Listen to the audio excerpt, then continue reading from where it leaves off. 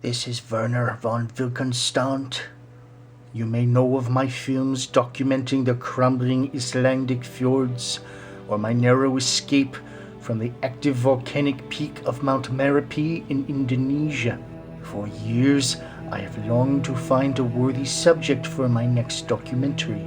Only now do I believe my search has come to an end. This is one of my favorite things in life, my red tube. Now, it was found in the parking lot, and I put a pin cap on it. There's so many things you can do with this red tube. It can be an airplane. His name is Christopher Smith. Or it can be a gun. You have the right to remain silent. I first learned of him upon discovering his web series. A pterodactyl. Caw! Caw! It could be a tube in the hospital.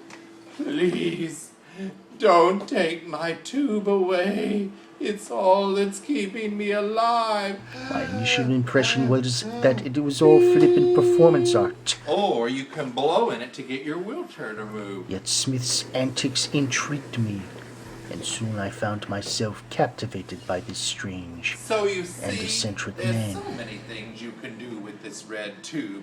It can even be a person. Hello!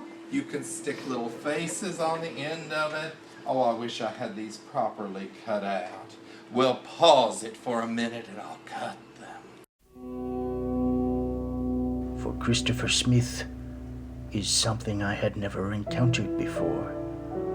He is a man-child. When we discussed the possibility of doing this documentary, I could not free myself from the suspicion that Smith's behavior was simply a performance.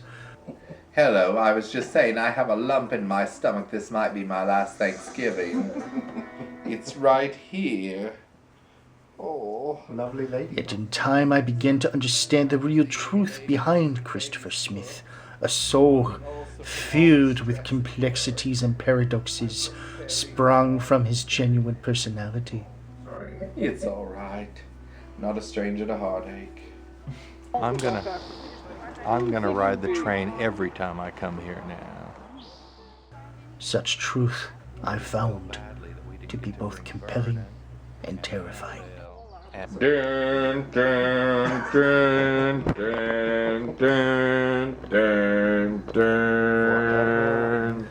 His exact age is unknown due to discrepancies between birth and public records, placing him between the ages of 38 and 44.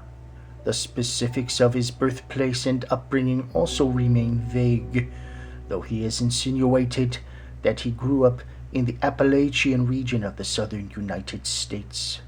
Smith also claimed he suffered deep childhood trauma at the hands of a mother who habitually burned his skin with cigarettes.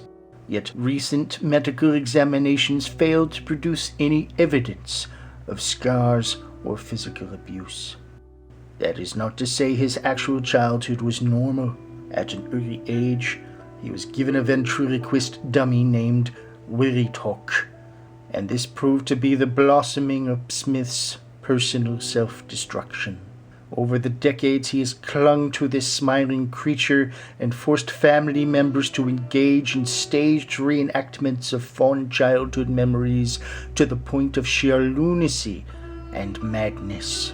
Perhaps Werner represents the man-child's ideal companion, an object forever smiling that does not age nor pose any threat to his fabricated world, rooted in childhood nostalgia. Reality is beyond him, for the man-child takes joy in his elaborate fictions. We're getting me ready for my Easter outfit. This is my Easter bonnet we're gonna wear to church tonight. Watch here as he desperately deflects all questions with fantasy upon fantasy, his answers become increasingly nonsensical and devoid of logic. Well, my mother took us on the Titanic, and she said, "You're going to have to stay in steerage." She stayed in first class with my father. And then there were parties all night long. It kept me up. some girl and some boy who was always painting her. Then the ship started sinking, and they locked the gates. And we pounded and pounded, but the water poured in, and then we drowned. We drowned, I tell you. But then, how did you get out? Why are you sitting here if you drowned? I don't know. There were mermaids and mermen, and they performed CPR on a big clamshell, and here I am today. I woke up on the shore. I think I was on Long Island. And I said, how did I get here? And then I started life anew. But wouldn't mermen and merwomen, when they give mouth to mouth, wouldn't they be forcing water into you? I don't know. It was like an enema. It was like a horrible enema. It was a nightmare. A nightmare. Any attempt to disprove or discredit a single word of his told tales results in further lies, denials, and even digression. I don't know. I just woke up on Long Island and started life in a hut. Hut? What did you build the hut? Did you build the hut yourself? Out of palm leaves that they give you on Palm Sunday, and that's why this is an Easter story. Oh, I see. Well, How many Long Island iced teas did you have on Long Island? There were 4 or 5 or 6. were you all alone there, or did you have people living with you? Were there natives or There something? were natives, Long Island natives. Oh, yeah. Called New Yorkers, yeah. New Yeah. Yorkers, if you will. Were they like real housewives? They were the Indians. The Oh, Indians. We call them Native Americans now. right. Did you get along with them, or? No, they only served corn. And then they were very poor. We would go to the bathroom and we would strain out the corn, and then we would have to serve it again for dinner. Like the Maynards. Oh no, you're not taping, are you? Smith's nature seems to be a paradox between shame and joy. You know, I get very embarrassed because I hate to hear the sound of my voice. Oh, I love and the other voice. people hate to hear it too. Watch here as he both revels and takes great shame in his flamboyance. Look at this beautiful hat I'm wearing. Oh. Are you taking a video? Oh dear. Observe the man-child's tantrum when one of his friends, Michelle, dares to speak ahead of him during the taping of an aborted Halloween special from last year. Hello, good evening. No, I say hello first because I'm the star of this show. Oh, stop. Okay. Hello, good evening. This innocent exchange forever soured their friendship, and the two have not spoken to each other since. It really is Vernon. He's dressed as his favorite character from the Saw movies, Jigsaw. And look, we haven't gotten any candy so far because we're too old. So come, let's go trick-or-treating, everyone. We have a fun street to show you.